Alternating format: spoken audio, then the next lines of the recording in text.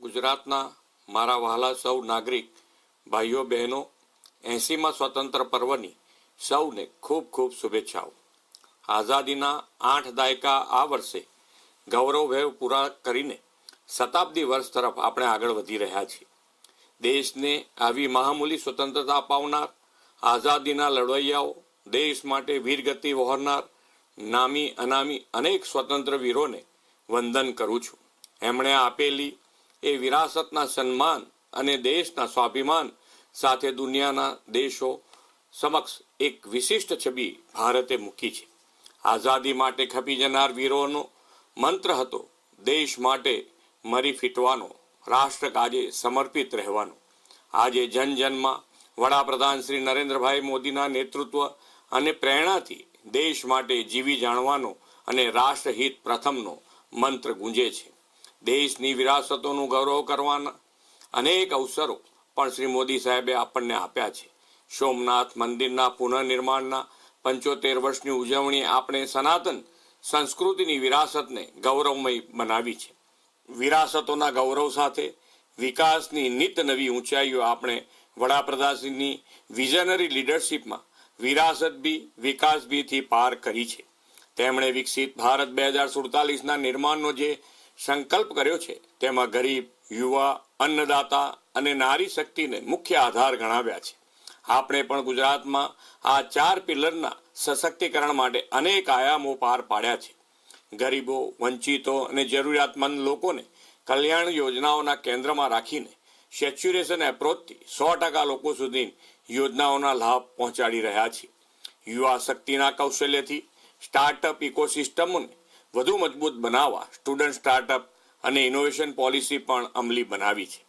Data, AI innovation અને digital transformation પ્રોત્સાહન આપવા 5 વર્ષ માટે Gujarat global capability centre policy અમલી બનાવી છે. હવે આપણા યુવાનો જોબ સિકરમાંથી જોબ ગીવર બની રહ્યા છે. આવી હોનહાર યુવા શક્તિના ઉજ્જવળ ભવિષ્યને સુરક્ષિત રાખવાનો વડાપ્રધાનશ્રીએ મક્કમ નિર્ધાર કર્યો છે. યુવાનોના ભવિષ્ય સાથે ચેડા કરનારાઓને નશ્યત કરવા જાહેર પરીક્ષા સુધારા વિધેયક તાજેતરમાં સંસદે પારિત કર્યું છે. ટેકનોલોજીનો પારદર્શી ઉપયોગ સુનિશ્ચિત કર્યો છે. અન્નદાતા ખેડૂતોના હિતોને પણ અગ્રતા આપી છે. ટેકાના ભાવે ખરીદી, કિસાન સન્માન નિધિ, દિવસે વીજળી અને સિંચાઈ માટે પૂરતું પાણી એમ બીજથી બજાર સુધી દરેક કદમ પર સરકાર અન્નદાતાની પડખે છે. એટલું જ નહીં, કુદરતી આફતો સામે ઉદાર સહાય પેકેજ આપીને સરકાર ખેડૂતોની હામી બની છે. સમાજનો 50% હિસ્સો ધરાવતી નારી શક્તિના સ્વાવલંબન માટે પણ સરકારે નક્કર આયોજનો કર્યા છે. રોજગારીના સર્જનમાં નારી શક્તિની ભાગીદારી 42% છે તે 2047 સુધીમાં 75% સુધી લઈ જવાની નેમ છે. 5 લાખથી વધુ બહેનો લખપતિ દીદી બનીને પરિવારોને આર્થિક આધાર પૂરો પાડે છે.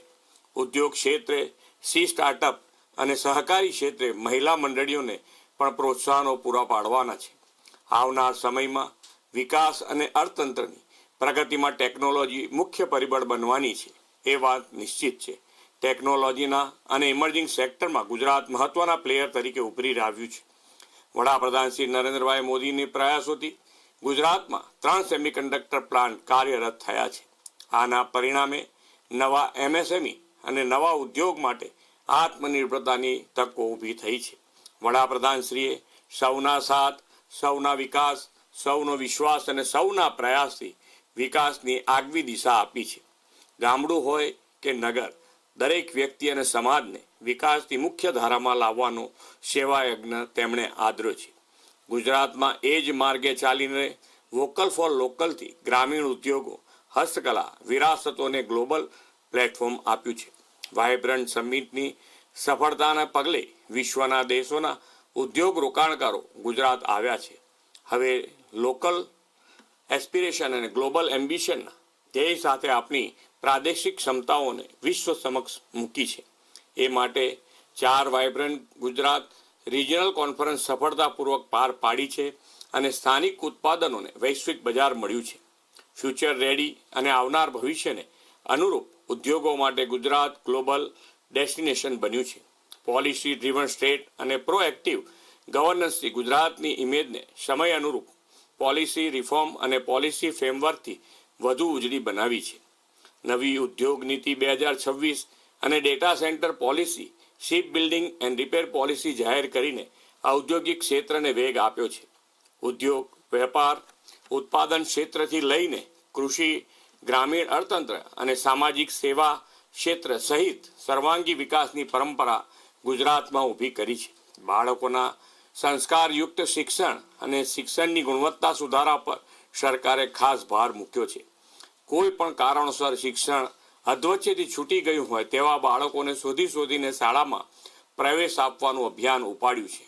સ્વસ્થ અને સક્ષમ ભવિષ્યના નિર્માણ માટે આંગણવાડીઓથી લઈને પ્રાથમિક શાળાના ભૂલકાઓને મુખ્યમંત્રી પૌષ્ટિક અલ્પાહાર યોજનાથી પોષક આહાર આપીએ છીએ. અભ્યાસ, આહાર, આરોગ્ય અને આવાસથી અર્નિંગ વેલ લિવિંગ વેલ દ્વારા વિકસિત ભારત માટે વિકસિત ગુજરાતનો ધ્યેય આપણે સાથે મળીને પાર પાડવો છે. વડાપ્રધાનશ્રીએ દરેક નાગરિકોની આરોગ્યની સુખાકારીની ચિંતા કરી છે. પીએમ જય યોજના હેઠળ ગુજરાતમાં 10 લાખ સુધીની સહાય સરકાર આપે છે. આયુષ્યમાન ભારત વય વંદના હેઠળ 70 વર્ષથી વધુ ઉંમરના તમામ વડીલોને આ યોજનાનો લાભ મળી રહ્યો છે. વડાપ્રધાન શ્રી નરેન્દ્રભાઈ મોદીએ સૌને માથે પાકી છતના નિર્ધાર સાથે ગરીબોને પાકા મકાનો આપવા માટે પ્રધાનમંત્રી આવાસ યોજના શરૂ કરાવી છે.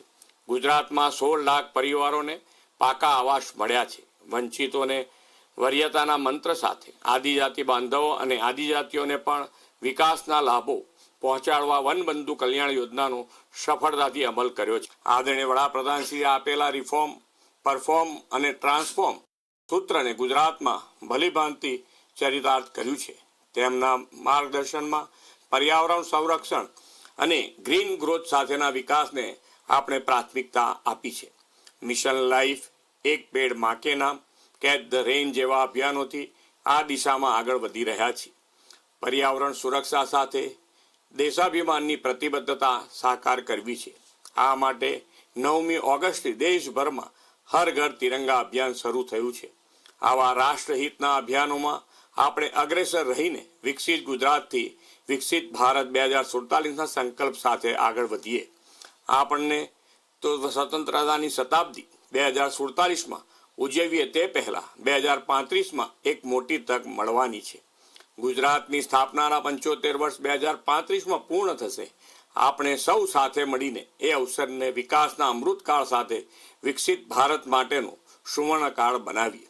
ફરી એકવાર આપ સૌને સ્વતંત્રતા દિવસની ખૂબ ખૂબ શુભેચ્છાઓ. ભારત માતા કી જય. વંદે માતરમ. જય જય ગરવી ગુજરાત.